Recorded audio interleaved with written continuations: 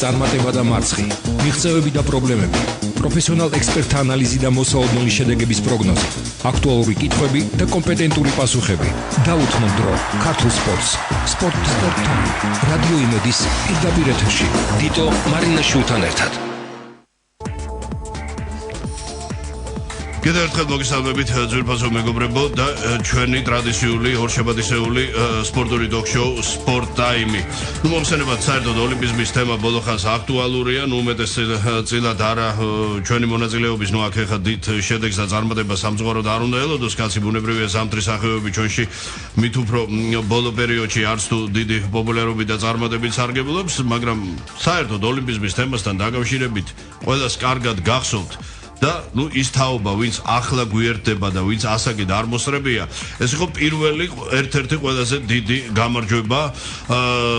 საქართველოს სახელმწიფოების აღდგენამდე 1989 წელს შეიქმნა საქართველოს ეროვნული ოლიმპიური კომიტეტი, 25 წელი სრულდება დამდეგ შემოდგომაზე და მისი პირველი პრეზიდენტი, სულის ჩამდგმელი, ყველაზე რთული ეტაპის გადამნახი, სანამ გავხდით საერთაშორისო ოლიმპიური კომიტეტის წევრი, მაშინ ფინანსურად უაღრეს შეჭირებულ ქვეყანაში, როცა თავად საკუთარი ხელით ასე პირდაპირ ამ სიტყვის პირდაპირ მნიშვნელობით უხდებოდა სიარული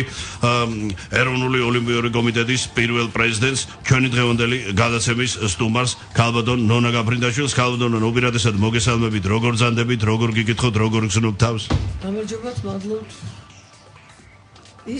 ისევე როგორც ალბათ ყველა დღეს როგორც იწვია, არ მგონია რომ ის სირთულეები რა დღეს ჩვენს ქვეყანაშია ნებისმიერ ჩვენთაგანზე არ მოქმედებდეს. რა თქმა უნდა, მაგრამ სირთულეებთან ერთად ქალბატონო, თქვენ უპირატესად ერთ-ერთი ასე შემართული ადამიანი, რომელიც მე მინდა თქვენი ნებართვით თაობას ყოველთვის უსვავ ხოლმე თავს, ხო, განმეორდება მართლაც ისე მართებულად არის თქმული, რომ ცოდნის დედაო და მხედველობაში მაგის ახალგაზრდა თაობა, რომელიც თქვენი დიდების წლებს არ მოსწრებია, მხოლოდ კიდევ ერთხელ თუ რაოდენ უდიდეს პიროვნებასთან და ადამიანთან გვაქვს საქმე, მსოფლიოსა და საბჭოთა კავშირის ხუთგზის ჩემპიონი. რატო უსვამს საბჭოთა კავშირს? ხას ქალბატონონა, ალბათ დამეთანხმებით, რომ მაშინ საბჭოთა კავშირის ჩემპიონის ტიტულის მოპოვება მონაწილეებიდან გამომდინარე ხარისხობრივად გაცილებით უფრო რთული იყო, ვიდრე მსოფლიო, მით უფრო მოსაშორის ჯერ მე გავხდი მსოფლიო ჩემპიონი და მე გავხდი საბჭოთა კავშირის ჩემპიონი. დიახ, ზერ 16 წლის ასაკში. შემდგომ ქალბატონონა კარიერის მანძილზე 10 გზის მოიგო მარტო საჭადრაკო ოლიმპიადა. 11 სიუგაცრავდი. ერთხელ მოვასწარი 82 წელს საქართველოს უკვე საქართველოს სახელით, უკვე დამოუკიდებელი საქართველოს სახელით. პირველი ქალბატონი, ვინაც ვაჟთა-შორის საერთაშორისო დიდოსტატის წოდება მოიპოვა, საჭადრაკო ოსკარის პირველი მფლობელი. და ქალბატონი ნონას მიმართ საზოგადოებას ასე შეიძლება ითქვას ორგვარი დამოკიდებულება აქვს. ნაწილი მიიჩნევს ასე რაცხავს ერთი ფრაზით, რომ ის ქართული სპორტის დედა-დედოფალი გახლავთ, მეორე ნაწილი და მათ შორის თქვენი მონამორჩილი კი უფრო შორსმიდის და სავსებით მართებულად აცხადებს, რომ ის ქართველი ერის, ქართველი გენის, ნიჭის, სიწმინდის და კეთილშობილების სიმბოლოა. და ამასთან დაკავშირებით ქალბატონონა, სწორედ თქვენ რომ ბრძანეთ რთული ვითარება, თქვენ ერთ-ერთი პირველთაგანი ხართ, ვინც დღემდე აგრძელებს ბრძოლას სამართლიანობის აღდგენასთან დაკავშირებით. როგორ გესახებათ, როგორ მიდის ქალბატონონა ეს პროცესი? იცით რა, მე მაინც ოპტიმისტურად ვარ განწყობილი. დახოთ ახლა ახლა კონკრეტულად რომ მიდის მერაბიშვილის, ახალაიას ამათი პროცესი, ნახოთ რითი დამთავრდება. იმიტომ თუ სასამართლომ გამოუშვა ისინი, ეს იქნება ძალიან ცუდი, იმიტომ თქვენ ხედავთ ახლა იგივე ჩვენი ქვეყნის ყოფილი ხელისუფლების წარმომადგენლების დამოკიდებულებას უკრაინისადმი, იგივე დასავლეთის დამოკიდებულებას უკრაინისადმი, თქვენ ნახეთ როგორ შეიარაღებული ხალხი დგას იქ საპირისპიროდ. ამ დროს ჩვენთან იყო შვიდობიანი სანთლებით ხელში რო იტყვიან გამზადებული კონცერტისთვის მდგარი საზოგადოება, რომლებიც გაიმეტეს ჩასაკლავად უბრალოდ. მე ვიძახი ჩასაკლავად, იმიტომ რომ გასასვლელი გზა არ დატოვეს, თორე იქიდან რო გავეძებებინეთ ჩვენ, ხმას არ ამოვიღებდით. მე მინდა შევახსენო მსმენელს, რომ ქალბატონი ნონა 26 მაისის ერთ-ერთი აქტიური მონაწილე გახლავდა, ასევე 7 ნოემბრის, მაგრამ ამას ინუსებდა. მე სხვადასხვა შემთხვევით ვარ იქიდან გამოსული, ერთმა ახალგაზრდა ბიჭმა გადამარჩინა. ასე რომ მე ახლა რომ მოვყვე ვინ დაზიანება მიიღო, ვინც გამოვიდა, ეს შორს წავიყვანს იცით და რამდენი მსხვერპლი იყო ის ოფიციალურად გამოცხადებული მსხვერპლი არ არის საკმარისი რაოდენობის ძალიან ბევრი დაკარგული იყო და ჩვენ ვიცით რომ და არის კიდეს და ბევრი გამორიყა მათი მოძიება სამწუხაროდ ისე იქნა ისეთი სიტუაცია იყო რომ ოჯახები საშინებდნენ როცა ოჯახის წევრი იკარგებოდა თითქოს და ხმა უნდა ამოიღოთ მაგრამ იმდენად იყვნენ დაშინებულები რომ სხვა წევრებსაც რაღაც მოუვიდოდათ რომ ჩუმდებოდნენ და ხმას არ იღებდნენ იცით მართალი გითხრათ მე მომეძებდა პოლიტიკაზე ლაპარაკი ჩემთვის ეს პოლიტიკა არ ყოფილა მე ქვეყნის ინტერესების გამოვიდე კი და ამიტომ მე რომ არა მაქვს სურვილი ხარ გადავიდეთ პოლიტიკიდან და ისე გავდონონა ერთხელ ერთს გავაჟღერებ და ვიტყვით ქორინებართვით რომ ეს მე მგონი აქსიომა რომ არა 7 ნოემბერი და 26 მაისი 1 ოქტომბრის ის შედეგებიც არ იქნებოდა რა თქმა უნდა მომზადებული იყო ნიადაგი იმიტომ რომ სერიოზული პროცესები მიმდინარეობდა 7 ნოემბერს თქვენ იცით რაც მოხდა ხალხი როგორ დაარბიეს მაგრამ ის გასასვლელი მაინც დაუტოვეს ხალხს შემდეგ ამას შემდეგი პერიოდი კიდევ როდესაც ყოფილი პრეზიდენტს მოუწია გადადგომამ და შემდეგ ისე მიიღო მონაწილეობა კენჭისყრაში ჩვენ ხო ვიცით რომ ის არ იყო ლეგიტიმური ასე ვთქვათ არჩევნები მე ლეგიტიმურს ვამბობ რომ ფაქტიურად მან წააგო ის არჩევნები მაგრამ დასავლეთმა გაუპირა რომ იტყვიან და მაგრამ მე მოხდა გამოჩნდა ადამიანი რომლის რეიტინგი იყო ძალიან მაღალი და ამ მომზადებულმა ნიადაგმა და პლუს რწმენამ ადამიანებისმა ხალხი გამოიყვანა და ფაქტიურად საოცრად დიდმა რაოდენობა მიიღო არჩევნებში მონაწილეობამ და ამან თავისი უდიდესი აქტივობა და თუნდაც აი თქვენ როზანეთ გალდონონა ჯერ კიდევ 2008 წლის იავრის საპრეზიდენტო არჩევნებში ის როცა მხოლოდ ასე უკვე რომ ვერაფერი იქნეს ხო თბილისის მიმართ და თითქოს ხოლო თბილისი წავაგე და საქართველოს მოვიგედო აი ეს აჩვენა შემდგომ უკვე 1 ოქტომბერმა თუ რაოდენ ვერასოდეს ვერ შეეგუება ქართველი კაცი რეჟიმს ზალმომრეობას და აი ყველაფერ უმსგავსობას და შეიძლება ითქვა საშინელებას რაც ქართველი ადამიანის მართლაც აი ესე წისქვილის ქვასავით ტრიალებდა ამ 9 წლის განმავლობაში და აი გალოდონა ჩვენ ვასწავლაში 1 ოქტომბრის შემდეგ მე ვფიქრობ რომ ამ შიშმა გადაიწია შიში გაუქრა ხალხი თავისუფალი გახდა და ეს ალბათ ყველაზე დიდი მიღწევა სამწუხაროდ ტემპები ნელად ამ სამართლიანობის აღდგენას მიდის იმიტომ რომ ნაციონალების გადარჩენა ეს უკვე მეორე ეტაპი ამათი როგორც ოპოზიციური პარტიის დამძროს ნაციონალებმა იცით ჩვენ კი არ ვიძახით რომ ყველა მაგრამ ვისაც სისხლში ხელი აქვს გასული ვისაც მილიონები აქვს მოპარული ვისაც ფაქტიურად ვინც გენოციდს უწყობდა თავის ხალხს აი კონკრეტულად გარკვეულმა პირებმა გარკვეული პასუხი უნდა აგოთ იმიტომ მე ვფიქრობ რომ ამით დაიწყება დემოკრატიის მშენებლობა ქვეყანაში სხვანაირად დემოკრატია ვერ განვითარდება მაგრამ ნახოთ ყოველ შემთხვევაში მე იმედი მაქვს ოპტიმისტურად ვარ ღმერთთან უკრას ეს ოპტიმიზმი დაიკარგოს ნახოთ ახლა როგორ მოიქცევა სასამართლო ისე გავდონონა ისე ხალხურად რო თქვა იცით აი ცოტა ისე დამეთანხმეთ აი თქვენ რა ბრძანეთ ეხა დიდებული რა აი ამ თავისუფლებასთან დაკავშირებით რო იცით აი თითქოს ეხა ამერიკულ რაღაც ისეთ ფილმებში გვინახავს ფანტასტიკური ეს ეგრეთ წოდებულ საშინელებათა და ფილმებში რომ აი ეს ზომბირებული მკვდარი ქალაქები საზოგადოება ხალხი გაცოცხლდა უკვე ქუჩაში გადაძახილს გაიგონებ უკვე შეძახილს გაიგონებ უკვე სადღაც თავისუფლობაში რაღაც რამდენიმე ადამიანი ისევე ესალმება ერთმანეთს უკვე აღარ უყურებ ვინ არის სალამი ღვთისა და ბოლო ხო ელემენტალური რაღაც რატომ იცით ახლა მე რახან ვიყავი ამ პროცესებში ჩართული მე ჩვენ თავზე ყველამ განვიცადეთ და ვხედავდით ჩვენს აქტივისტებს იჭერდნენ როგორც ეხლა რომ ხო ფოტომასალა არსებობს ვიდეო მასალა არსებობს ყველაფერი დააფიქსირება სამა ტელევიზიამ ეს მაესტრომ იმან რა ქვია ობიექტივმა და მე 25 არხმა აჭარის ეს რაც მე ვიცი და კიდევ ასე ესე იგი ვიდეო მასალები ფოტომასალები ხო საცა აბსოლუტ იქ რომელ გადამეტებაზეა ლაპარაკი ხალხი გაიმეტეს ეს იყო დაჟა სერიოზული დაჟა უბრალოდ ამით უნდათ საერთოდ ჩაეკვლოთ ყველაფერი და ჩვენ ხომ მაინც თან მონაწილეობთ ამ სასამართლო პროცესებში და გამოვდივარ და ვლაპარაკობთ იმას რაც ხდებოდა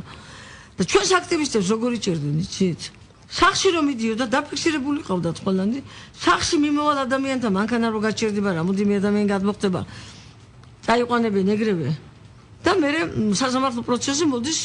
ცრუმოწმე ის კი არა ვინც აიყვანა და ის ცრუმოწმე ყველა დაცვის კითხვას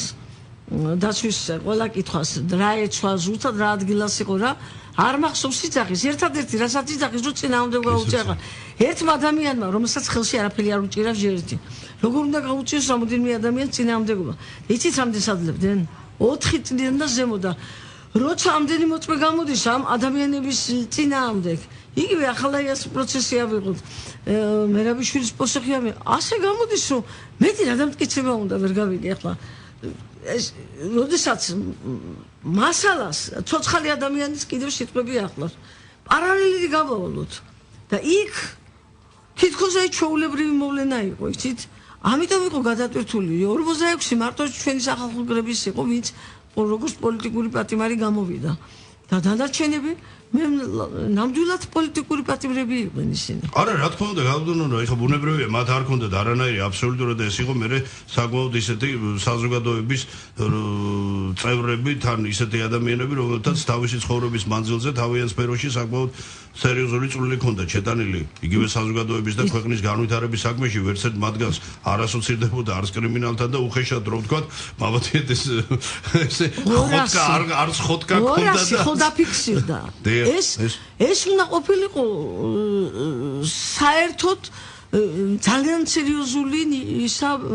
მსოფლიოსთვის რო ითქვა სამშობლოდ, იმიტომ რომ სამი პოლიტიკური პატიმარი ყავდა ლუკაშენკოს და ევროპის ქვეყნებში აუგზავნეს შესვლა. და სრულ იზოლაციაში მოაღწიეს. აი ბრძანეთ. ესე იგი, აი როგორი დამოკიდებულება, ესე იგი, ამიტომ ცოტა მაგრამ საკმაოდ ჩვენ ვიგონიოთ გალდონონა რომ ეს აუცილებლად მივა, ნუ შეიძლება ეხა ესე 100%-ით არა, თუმცა მათ შორის მეც და ვიცი თქვენს საზოგადოების მნიშვნელოვანი ნაწილი მიიჩნევს რომ ყველაფერი ბოლომდე უნდა იქნას და აქ არის კიდე ეგრეთ წოდებული ეს ფარული მხარდამჭერები ეს ჩემი აზრით გალდონონა იცით აი ხო არის ძველი ის რომ ეხა დამნაშავე ხო თვითონ დამნაშავე და ის მაგრამ აი დამნაშავეს რო ხელს უწყობ და არ ჩანხარ ხო ის უფრო დიდი იცით აქ მარტო მორალურზე არა ეს ხალხი ისე უტრტვინელად არის აი ამ თემაზე უკვე იმდენი თქვა და იმდენისა მართლა დიდი სურვილი არა მაქვს ვილაპარაკო ერთი ვიტყვი მხოლოდ აი რა მიკროფონთან ვარ მეწოდება ის ადვოკატებიც მეწოდებიან და ის ახალგაზრდებიც რომლებიც მართულები არიან და კიდევ გამოდიან და ნაციონალებს იცავენ რა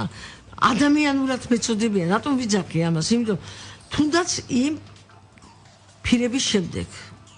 რამაც გამოამჟღავნა რა ხდებოდა ციხეებში რა ხდებოდა როგორ ხდებოდა პირადი ოჯახურ ცხოვრებებში ჩარევა ერთმანეთსაც კი უღებდნენ ნუ თუ ეს არ უნდა იყოს საბა ბოლო საერთო საბადებელი სარტყეო გალდონონა ის ეგრეთ წოდებული ახეული ბიზნესები ჩუმა დაუჭირია რაღაცა მაგრამ როცა გამოდიხარ ისე მე ტელევიზიებისაც გამკვირვებია სხვათა შორის უფრო ხშირად ეს ნაციონალები ჩანან ამ ტელევიზიებში და აი მაგაშია გალდონონა საქმე თანაც იქიდან ისე ლაპარაკობენ რომ თითქოს და ეგენი მაგრათი ხალხის სასარგებლოდ მუშაობდნენ და ეს კიდევ მეტ რეაქციას იწვევს. არა, მაგალითად გალდონონა მეცაც უკვე ჩანან იმ არცე ტოქ-შოუს არ მივდივარ უბრალოდ. ელემენტარულად არ შემიძლია რომ ამ სიტუაციას უყურო. რა ვქნა ასეთი? არა, გალდონონა ეს არის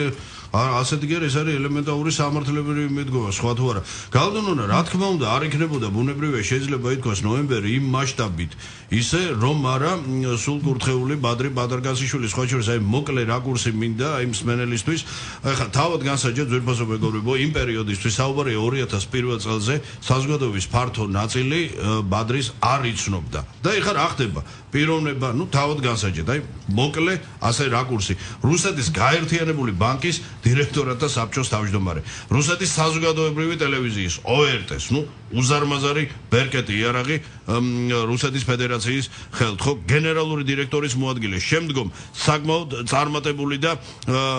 გაბრენდებული ტელეარხ TV6-ის გენერალური დირექტორი და დირექტორათა საბჭოს თავმჯდომარე. 2005 წლიდან მსოფლიოს ებრაული ტელევიზიების პრეზიდენტი და გარდა ამისა, თუ რა რესურსი იყო ამაზე უფრო გალბადონონა ცლად ისაუბრებს და ასეთი ადამიანი აცხადებს სურვილს, რომ დაბრუნდეს საკუთარ ქვეყანაში, მხოლოდ და მხოლოდ ერთადერთი მიზნით და აი ხა მე რატო ჩამოვთვალე ეს გალბადონონა, რომ ასეთ ადამიანს თუ არა საკუთარი ქვეყნის სიყვარული სხვა რა უნდა რჯიდეს და მაპატიეთ მაშინ იმ პერიოდში ამ გაძვალტყებულ ქვეყანაში ამაზე დიდი შემოსავალი რა უნდა პოვოს ადამიანმა, ხო ასე? და რაც მთავარია გალბადონონა ასე ხა ჩვენი კუთხით რო ვთქვათ, საოცარი მოამაგე სპორტის. საოცარი მოამაგე, იმიტომ რომ აი მე ანოში მიდევს კიდეც ის რომ თბილისის დინამოს ბოლო გაელვება საერთაშორისო ასპარეზზე. ეს იყო იმ ეგრეთ წოდებულ DST-ს თასის მოგება. აქ თასის მოგებაზე არ იყო გალბადონონა. ეს იყო გუნდი ივო შუშაკის თავკაცობით, რომლის თამაშმა აღაბრთოვანა сრულიად პოსტსაბჭოური სივრცე, ასე პირდაპირ მოგვილოცეს რუსებმა, ასე პირდაპირ, რომ вот мы наконец-то увидели искрометный тот грузинский футбол, который мы так уважали. აი ამაშია საქმე, ხო? და ამას მოყვა შემდგომ გალბადონონა უპრიანი ეს უკვე თქვენ ბრძანოთ, სანამ ბადრი გახდებოდა საქართველოს ოლიმპიური კომიტეტის პრეზიდენტი, აი საკმაოდ შეჭირებულ მდგომარეობაში მყოფ ქართულ სპორტს, რათა ოლიმპიადისთვის მოხსენება ჩვენ უკვე კარგ ახლის მანძილზე, ასე მართლაც სანატრელი და საოცნებო ქონდა, თუნდაც ერთი უმაღლესი სინჯის, ანუ ოქროს медали, პირველი ოლიმპიური медали მხედველობაში მაქვს ბუნებრივია დამოუკიდებელი ქვეყნის და აი ფონდი გალბადონონა, ხო? გავაგრძელებთ თქვენს იმას, ასე ვთქვათ, აი პათოსს რაც მიუძღვენით ახლა ამ თემას. ეს იყო საოცრად შეყვარებული საქართველოზე ადამიანი და ვერ წარმოიდგინა მას საქართველოს იგი ცხოვრება, იმიტომაც ჩამოვიდა და იმიტომაც დაიწყო ის ქველმოქმედება, რომელიც მარტო ამ თემით არ იწურება. საოცარ ქველმოქმედებას ეწეოდა საქართველოში. მე საერთოდ ბევრჯერ მაქვს ნათქვამი, რომ ხელისუფლებას რო ჭკუა ქონდეს მეთქი,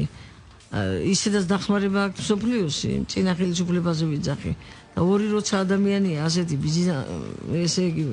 ეს ბადრი და ბატონი ბადრი და ბატონი ბიძინა გვერდში დაიყენებდა ნორმალურად, იმიტომ რომ ორივე მიმდენი გააკეთა რა საქართველოსთვის. წარმოვიდგენია ახლა როგორ შეიძლება დღეს არ ყვაოდეს საქართველო. ხო და ბადრი რო ჩამოვიდა თბილისში, ბატონი ბადრი მან დაუწყო დახმარება ოლიმპიურ კომიტეტს. ესე იგი თქვენ წარმოიდგინეთ რომ მე რო პრეზიდენტი ვიყავი, მაშინ არც სინათლე იყო, კუპონები იყო, სპორტსმენებს გაქცევაზე ქონდა თვალი და მათხოვრად ვიყავი გადაქცეული, იმიტომ სპორტსმენების შეჩერება როგორ გინდა და 24 სტიპენდიის გაკეთება მოვახერხეთ $100-იანი, $100-იანი. მაგრამ ეს იყო პერიოდი, როცა $100 ოჯახს არ ჩენდა. და თანაც ეს როგორ გავაკეთეთ? ნუ ვეძებდით რა, ბიზნესმენებს ვეძებდით. და მაშინ სულ თითებზე ჩამოსათვლელი ბიზნესმენი იყო. და თავისთან ვიც წვითავდა ფედერაციებთან შეთანხმებით, სიაქონდა შედგენილი, ვინ მოხვედრილიყო 64-ში და ადგილებზე მიდიოდნენ და იქ იღებდნენ ამ როგორც ხელფას. მერე გამოჩნდა ბატონი ბადრი. მან დაუწყო დახმარება.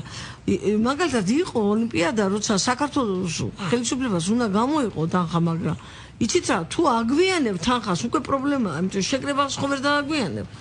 წასვლას ხო ვერ დააგვიანებ. აი ეს პრობლემები სულ იყო, იცით? ჩავეტეოდი დროში, არ ჩავეტეოდი დროში. ეს ძალიან მწვავედ იდგა და სპორტსმენები ზედმეტად ნერვიულობდნენ და მე როდესაც ბატონმა ბადრიმ სერიოზული დახმარება დაიწყო ოლიმპიური კომიტეტის, სპორტულმა სამყარომ მიიღო ერთიანი გადაწყვეტილება, რომ ბატონი ბადრისთვის შეეთავაზებინა პრეზიდენტობა. და უარობდა, მე ხო გეხმარებითო, მაგრამ ჩვენ ხო ვიცოდით, რომ როცა ოფიციალურად თვითონ იქნებოდა პრეზიდენტი, საერთოდ წვიმანიც კი არ დარჩებოდა, ისე რომ გამიგეთ რას ვთვალარებ. ხო და მართლაც ეს იყო ძალიან კარგი დრო, იმიტომ რომ სპორტისთვის, ესე იგი, აბსოლუტურად ყველა პრობლემა მოხსნილი ქონდა სპორტში. ის რასაც სახელმწიფო ადლებდა სპორტსმენებს, ეს ერთი იყო და ამატებდა ბატონი ბადრი. აი პირველი ის ორი ოქროს მედალი. არა, მე ოქროს მედალთან მე ვიძახი ხელფასების სახით. სტიპენდიები, პირობები, მომზადების პროცესი მთლიანად. არც ერთი ის შეკრება ესე იგი ყველა დროში არ გვიანდებოდა არც ერთი წუთით. არც ერთი თუ იყო სამედიცინო დახმარება საჭირო ნებისმიერი ოპერაცია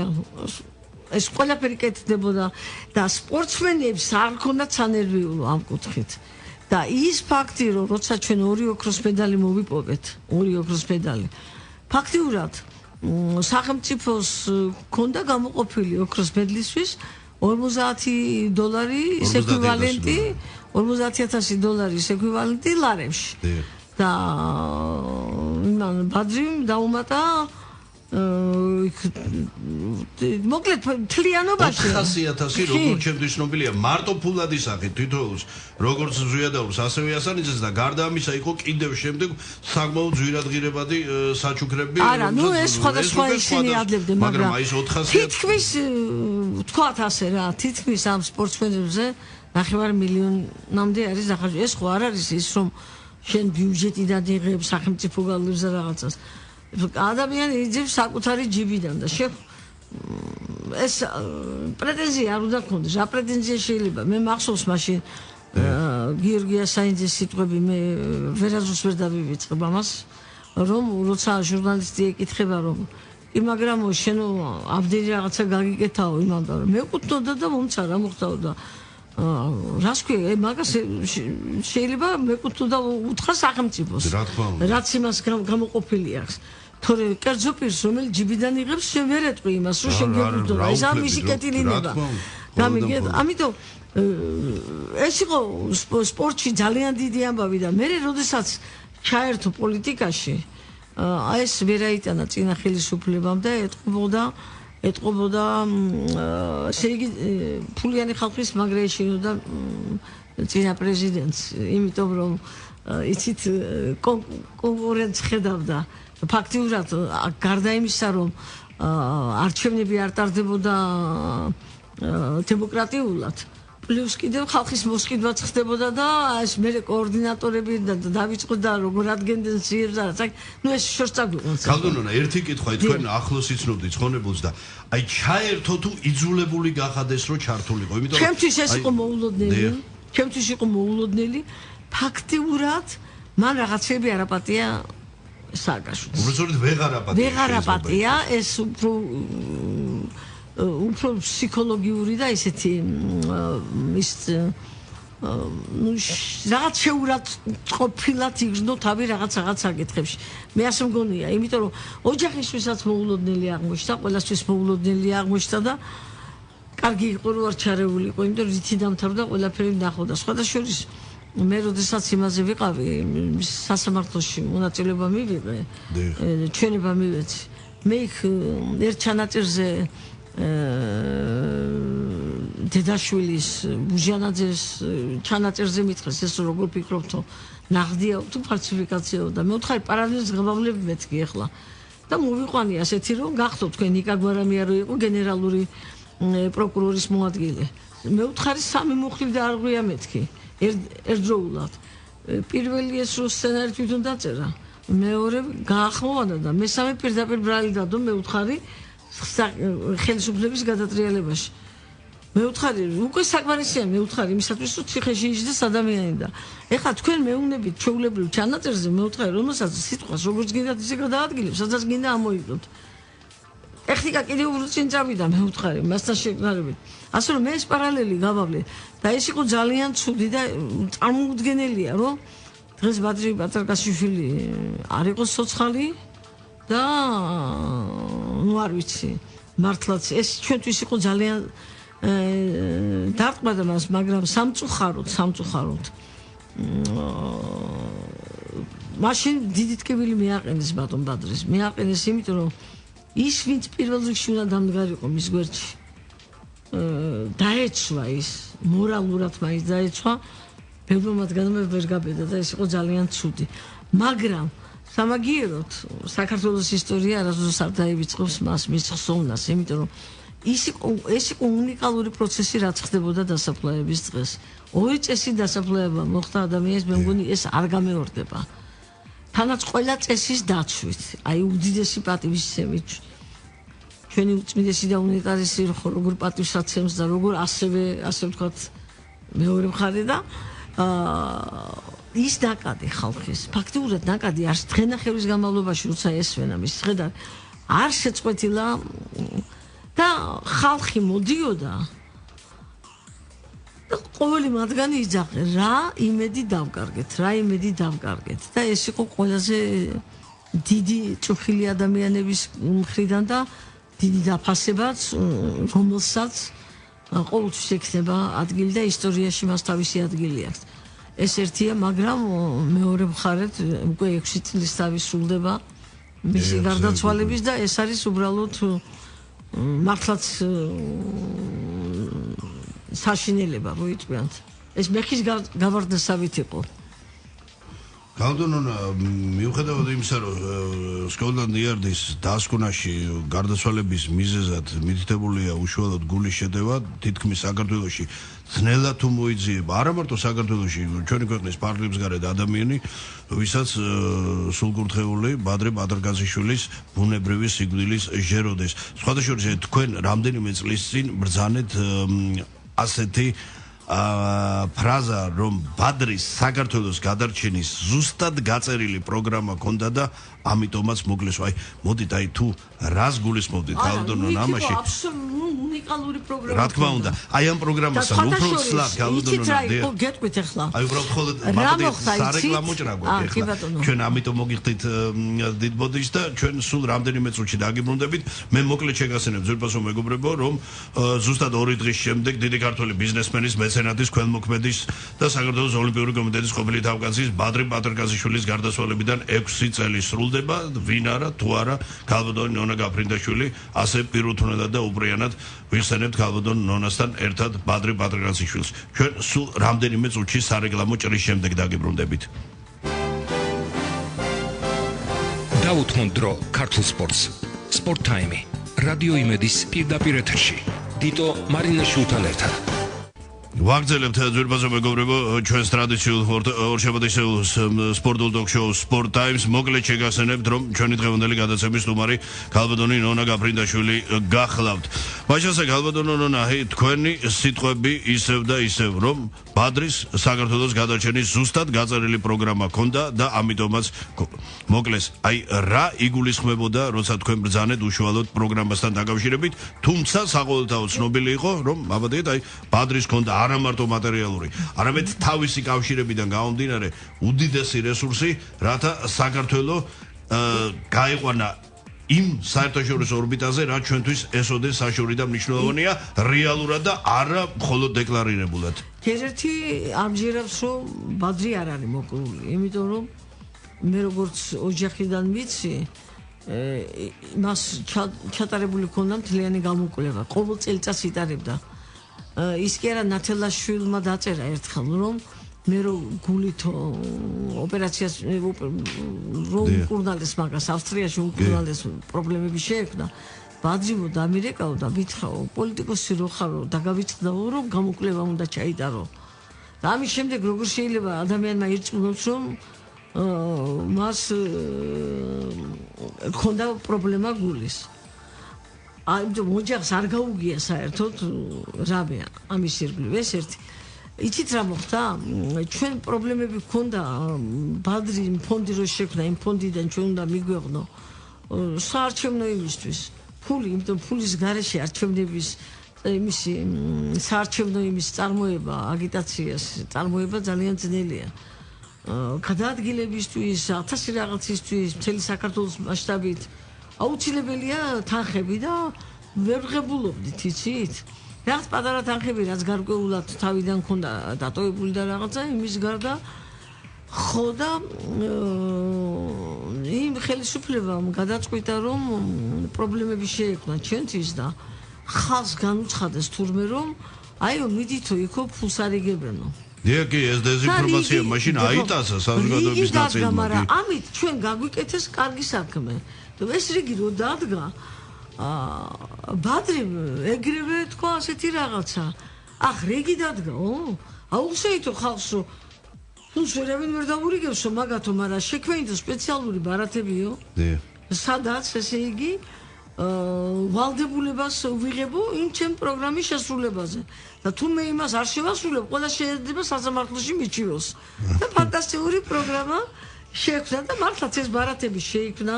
ხალხი წერდა ყველაფერს და მე თავის მონაცემებსაც ამატებდა. შემდეგ დამატებითი იყო კიდევ ანკეტებივით. რომ იმისათვის რომ შეცვლილიყო ხომ ხელისუფლება ესე იგი დის როგორ შეიძლება და ადამიანების გამოყენება რა პროფესია ქონდათ რა და აი ასე რომ ამან მიიღო ძალიან სერიოზული და მე არ ვიცი ახლა ზუსტად არ მახსოვს მაგრამ რამდენიმე ათასმა ადამიანმა გაიარა ეს თქვენ წამოიდგინეთ რა მხარდაჭერა იყო ამიტომ ის მონაცემები რომელიც ბოლოს წავიდა ნუ სასაცილო იყო უბრალოდ და ხალხი მოდიოდა უწყმეთ ნაკადად ამიტომ იყო რომ დასაფლავების დღეს ყველა იძახდა რა იმედი დავკარგეთ ქონდათ ამის იმედი და პროგრამაში ყველაფერი იყო რაიონების მიხედვით იყო გათვლილი ექსპერტების მოყოლასთან მაგრამ იქ იყო მინი ფაბრიკები მინი ასე გადამუშავები ადგილებზე იმის მიხედვით რა მოყავდათ რა ძალიან საინტერესო პროგრამა იყო სამწუხაროდ ძალიან ცუდად დამთავრდა ყველაფერი ეს და ჩვენ დავკარგეთ მართლაც ადამიან იცით რა მე მინდა ვთქვა რომ 50 წლის რო შესრულდა მე ვნახე დოკუმენტური ფილმი მასზე გაკეთებული და გაუცებული დავრჩი ესე იგი მესამედიც არ ვიცოდი რომ ვნახე ეს ფილმი ამჩოდნია თურმე რა ქონდა გაკეთებული საქართველოსთვის იქ შედიოდა კულტურული ობიექტებიც საეკლესიო ობიექტების წესრიგში მოყვანა და 1000 რაღაცა იყო. თან მარტო ლეიკემიით ლეიკემი ნუ ეს ასეულობით მოზარდის სიცოცხლის პრაქტიკულად განზრახ მოყავდათ ბავშვები მოყავდათ შეძლებს და მოდიოდნენ ბავშვებთან ერთად. კანონონა ვიცი რომ საკმაოდ ძიმე და რთულია მაგრამ მაინც უბრეანია და მოვალეც ვართ ალბათ ჩემი აზრით გავიხსენოთ ის პერიოდი სოფლიო საერთოდ სოფლიო სპორტის ისტორიაში აქ არამარტო ცივილურ თუნდაც თუგნებოდ აი ნაკლებ განვითარებულ ქვეყნებში რომ ასე ოლიმპიური კომიტეტის პრეზიდენტი წარმატებული ოლიმპიური კომიტეტის პრეზიდენტი ვიზეც წესით უნდა ელოცა ხალხს ის იქნა თანამდებობიდან გადაყენებული აი სანამ იტყოდეთ მე ბადრის სიტყვები მინდა გავიხსენო რომ გეთქვათო ისეო გეთქვათ მაინცო და არ ხონდა ვერავინ ვერ გადააყენებდა მას ჯერ იყო ეს წესის დარღვევით ის როგორ დამავიწყდა გოგა გაბაშვილი ჯერ ვიდე ეკითხებოდა გოგა არავისთარი უფლება არ ქონდა იდგა ფეხზე მე რო შევედი მე დაგვიანებით შევედი იმიტომ მე რო დამირეკეს და მიწყეს ეს რაღაცა ხდებაო სრულიად მოუმზადებელი ვიყავი ახლა საბჭოთას ვთქვათ ოჯახში რაღაცას ვაკეთებდი და ტაქსი ავიყვანი და უცბად წავედი რა რო იტყვიან და დღას გოგა გაბაშვილი და ნუ ბადრის ესე იგი ეს ასეთია ისეთია რაღაცა და ეს მოხდა იმის შემდეგ ოქროაშვილი რო გამოვიდა გახსოვთ დაჭერი რო იყო და ოქროაშვილმა შეკითხებიან და ორჯერ თუ სამჯერ შევხვდით ერთმანეთს ხა ორჯერ და სამჯერ შევხვდით ის კი არ ვთქვია ჩვენ გადატრიალებას ვამზადებდით გავიგეთ მაგრამ ის რო ოქროაშვილს შევხვდა ორ-სამჯერ ამათ ჩათვალეს რომ უკვე გადატრიალება მზადდებოდა ხო და სხვათა შორის ვერავინ ვერ გადააყენებდა მას ბადრის თვითონ უარ წასულიყო ბადრი გამოვიდა მახსოვს იმედში გამოვიდა და თქვა ასეთი რაღაცა ოლიმპიური იმის მხარდაჭერა მოვიდა საერთაშორისო ოლიმპიური კომიტეტის ბუნებრივი მეტორიზმო ვანდალიზმი ვერავინ ვერ გადააყენებდა ისეთი კანონები არსებობს რომ კი ქარტიაში საკმაოდ გაწერილია ისე მაგრამ თვითონ პატრონი ბადრი იყო ძალიან კეთილგანწყობილი იმისთვის რასაც აკეთებდა და ვიტყვი ახლა რატომ მომბო მან თქვა რომ მე გადავდგები რახან მე მხარდაჭერა მაქვს ჩემთვის ეგ საკმარისია მორალური თვალსაზრისით ასეთი დასკვნა გამოვიტანე მე მის სიტყვებში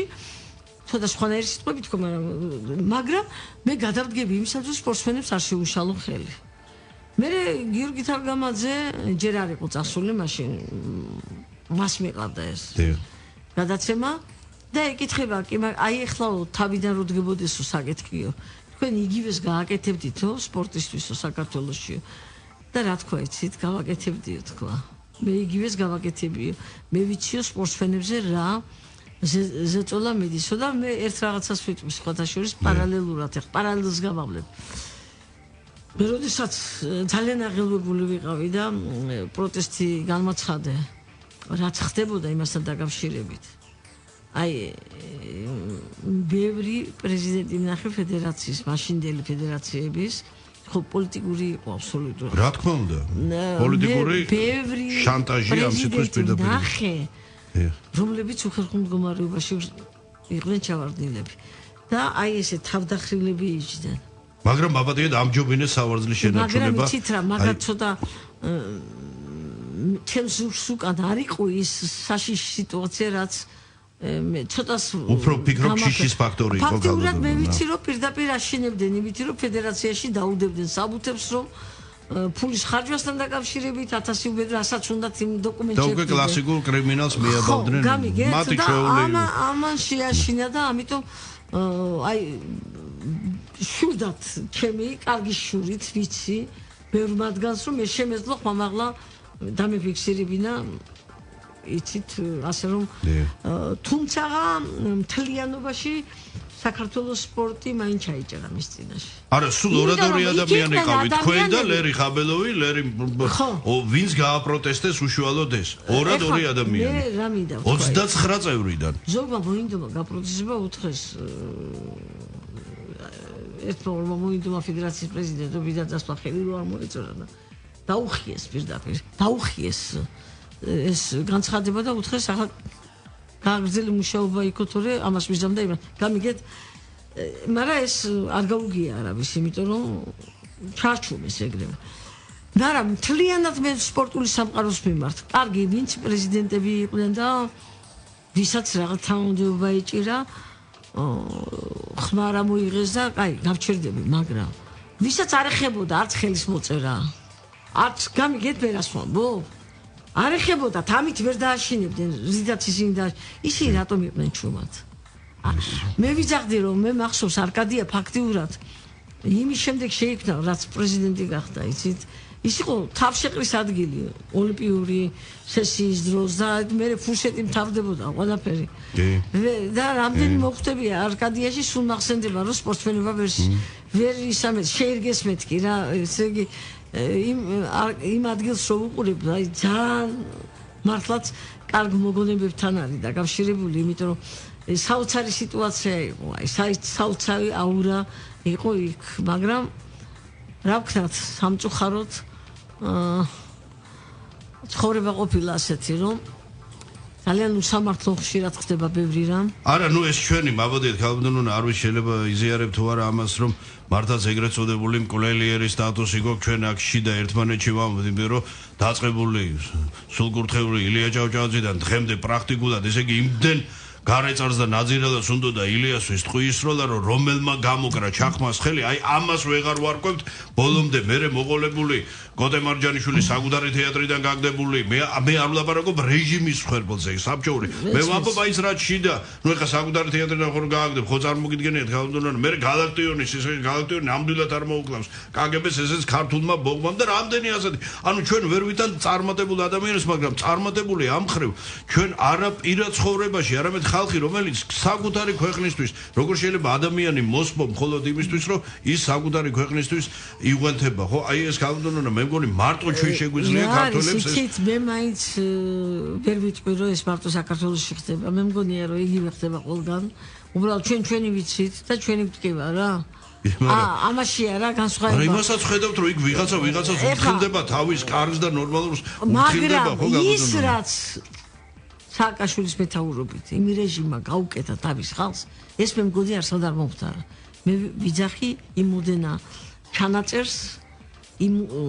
როგორც საციხო ამბებს ციხის ამბებს ისევე პირად იმებში და თან ყველაზე ნუ ჩემში აი ვერ მშვიდდები ამ საკითხთან დაკავშირებით რომ როგორ იყვნენ პირად ცხოვრებაში შარეული ერთმანეთსაც უგრებდნენ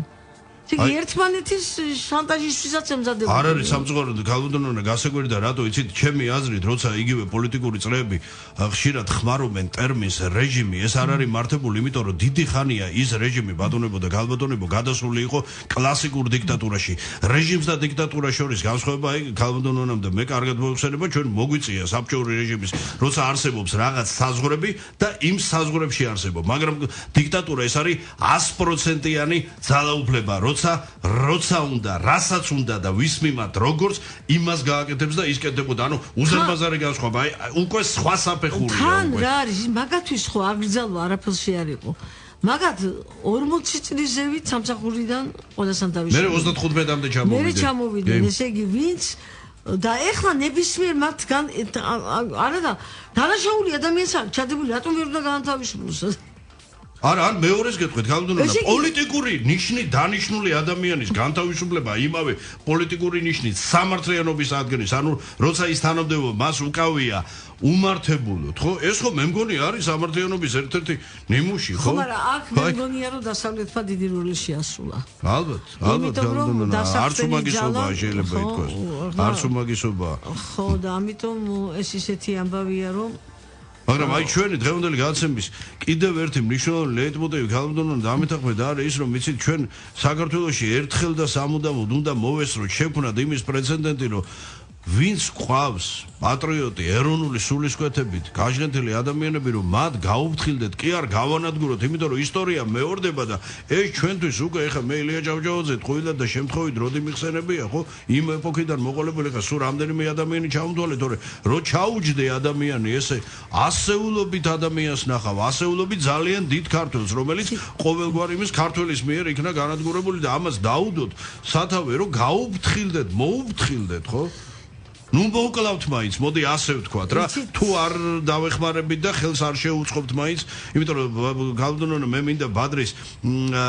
ის უნიკალური სიტყვები გავხსენ, რომელიც ჯერ კიდევ მოსკოვში ETV-ის გენერალური დირექტორის თანამდებობაზე მუშაობის დროს ბრძანა და შემდგომ საქართველოში რამდენჯერმე გაიმეორა და აი სხვადასხვა მეც ის ჩემი შემდგომ არამარტო ცხოვრების და მუშაობის ასე კრედოთ იქცა რომ თუ არაფერს გააკეთებ ხო, ნუ გააფუჭებ მაინც, ეგეც საქმეა ხო.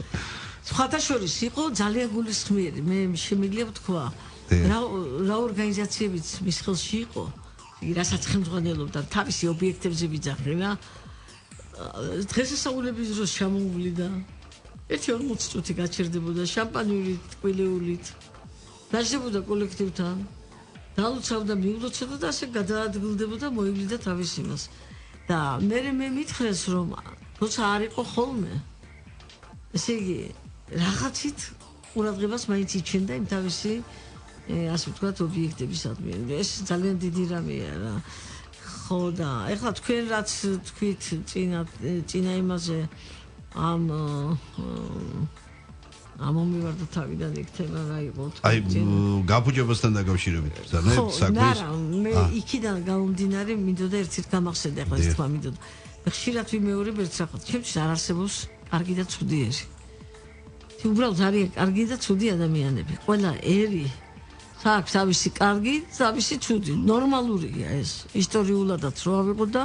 შინაარსობრივად მე ხა პრობლემა მქონია არც ერთთან რომ მოგზაურობაში და რაღაცა. მაგრამ მე თვითონ როგორი ქვეყანა მიდავინე. მე ნატორობ.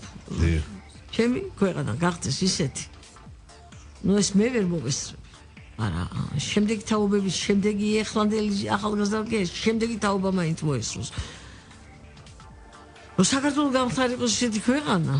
რომ ნებისმიერი ეროვნების ადამიანი ცხოვრებით საქართველოში იამაყებდა ცხოვრებით და იამაყებდა ქართული პასპორტით, მისი მოქალაქეობით. აი მაშინ ეს იქნება ნამდვილად კარგი. და არ მოუწევდა ზრუნვა რომ რამენაირად ოღონდ სადღაც სამადლოდ ვიღაცა შევეკედო და ვიღაცასთან გავიქცე ეს ამბობ რომ ხო, ნუ ეხლა ძალიან ბევრია საერთოდ საარჩევნო გარემოში როგორ აი იმდენი ხალხი. მე არ ვიცი. ეხლა 2015 წლისთვის ეს დამთავრდება რეგისტრაცია საპირეები, აღწერა საპირეები. აუცილებელია, იმიტომ რომ მე 3 წლის წინ თუ 4 წლის წინ ვიყავი საბერძნეთში და უკვე მაშინ იყო 300,000. რუსეთში ჩვენ ხო ვიცით რამდენი ხანი ამბობენ მილიონზე მეტიაო. კი. 4 მილიონი მაიცად 3 მილიონი 4.5-მდე ვიყავი თლიანად და ხო და 3 მილიონ 400.000 თუ 600.000 იყოს არჩევნო ის მაშინ წევრი წევრი კი საიდან და მე ეხლა ჩვენი ქართველები ხო თითქმის ყველა ქვეყანაში არიან არა მე მაგაზე ხალხურობა მოხსენება და არაერთი ისეთი მოსრებული მომსხები ფრაზა ანეკდოტიც რამდენიმე ანეკდოტის გვაახლე სამწუხაროდ იწორება ჩვენი გადაცემის დრო ძვირფასო მეგობრები მე მინდა კიდევ ერთ დეტალზე შევაჩეროთ თქვენი ყურადღება უბრალოდ და ესე რომ ჩაფიქრდეთ აი განსაშლელად ბატონი ბადრის რესურსი ყველას კარგად მოიხსენებათ ანამარტო მატერიალური პიროვნული რესურსი მისი უნება ხასიათი მთელი საქართველოში ამდენი ტკივილის ამდენი დამცირების ამდენი შეურაცხყოფის ამდენი ხალათის მიუხედავად ასე ქალაქურად რო ვთქვათ შინაურისთვის ვამბობ ეს ვიღაცამ ისე რო არ ჩაომართოს იქ რაღაც სხვა ის რო არ მოძებნოს ყურიც არ აუწევია არავისთვის ერთადერთი მიზეზის გამო მას მხოლოდ და მხოლოდ უნდა საკუთარი ქველის მაქსიმალური კეთილდღეობა და მხოლოდ დადებითი კუთხით წარმოჩინება და ეჩვენებინა გზა რომელიც დაძრამდე მიგვიყვანდა რაც მას არ დასცალდა ასე რომ ძვირფასო მეგობრებო ცხოვრება მართალია გრძელდება თუმცა არ არსებობს მომავალი წარსულის გარეშე ეს უნდა იყოს ჩვენთვის მაგალითი იმის რომ მაქსიმალურად გაუფრთხილდეთ ერთმანეთს გაუფრთხილდეთ იმ კარგს და დადებითს რაც ჩვენში დარჩენილია და მე ჩვენ დღევანდელ გადაცემას ანამ ქალბატონონას დაუთმობდე სიტყვას დავამთავრებ ბადრის ერთ-ერთი საყვარელი სლოგანით გჯეროდეთ ერთმანეთის, გჯეროდეთ უფლის, გჯეროდეთ სიყვარულის და გჯეროდეთ მომავლის. იბედით ყველად კი არ დაარქვა ალბათ. ამ სიტყვაში ჩადებული ქონა ყველაფერი და სხვადასხვა ეხლა რომ გისმენთ ხოლმე თქვენ ისეთ კაი მოსასმენია თქვენ ლაპარაკი ბატონი ბადრის ირგვლივ რო ლაპარაკობთ ეს ძალიან კარგია უბრალოდ მე მინდა კომპლიმენტი გავაკეთო ამ კუთხით მართლაც იმიტომ რომ ბევრი რა ვისაუბრეთ ჩემთვის პირადად ძალიან ძვირფასი ადამიანია ბატონი ბადრი მისი ოჯახი მისი დედა არაჩვეულებრივი ხალბატონი ნათელა და საერთოდ მიმაჩნია რომ ეს ოჯახი სამაგალითო იყო ჩვენს ქვეყანაში ზუსტად აი ეს რაც ჩვენ გვინდა ჩვენს ქვეყანაში იყოს და როგორიც იყოს ქვეყანა აი ამ კუთხით ძალიან კარგად წარმოაჩენდნენ თავიანთ თავს და რა ვიცი ღმერთმა ნათელს შეამყოფოს რო იტყვია და მე ვიცი რომ ჩვენი ისტორია ამას არასდროს დაუწყებს ეს იქნება ადამიანი ადრე თუ გვიან სანთელ საკმეველი მაინც გაირკვევს თავისას ბოლო ისტორიის გაყალბება შეიძლება მოკლე მონაკვეთზე მოხდეს და არა საომავლოდ გავდონონ მე ურმესი მადლობა მინდა მოგიხადოთ გისურვოთ ღერძელობა ჯანმრთელობა და იმ დღის ნანატრი დღის მადლით ერთის ხრი როცა აღდგება სამართლიანობა და მეორე წარმატებები ჩვენ იგივე როგორც ცხოვრებაში ასევე სპორტულ სამყაროში ვეშურებით ბევრ მნიშვნელოვან წარმატებას რაც ბუნებრივია უშუალოდ თქვენი მეუღებით, თქვენი ხელშეწყობით და თქვენი თანადგობით განხორციელდება. მე შეგახსენებთ რომ ჩვენი დღევანდელი გადაცემის სტუმარი ქალბატონი ნონა გაბრინდაშვილი გახდათ. მადლობა. წარმატება და მარცხი, მიღწევები და პრობლემები, პროფესიონალ ექსპერტთა ანალიზი და მოსაოდნელი შედეგების პროგნოზი, აქტუალური კითხვები და კომპეტენტური პასუხები. დაუთმობ დრო ქართულ სპორტს. სპორტ-თომი, რადიო იმედის პირდაპირ ეთერში. დიტო მარინაშვილთან ერთად.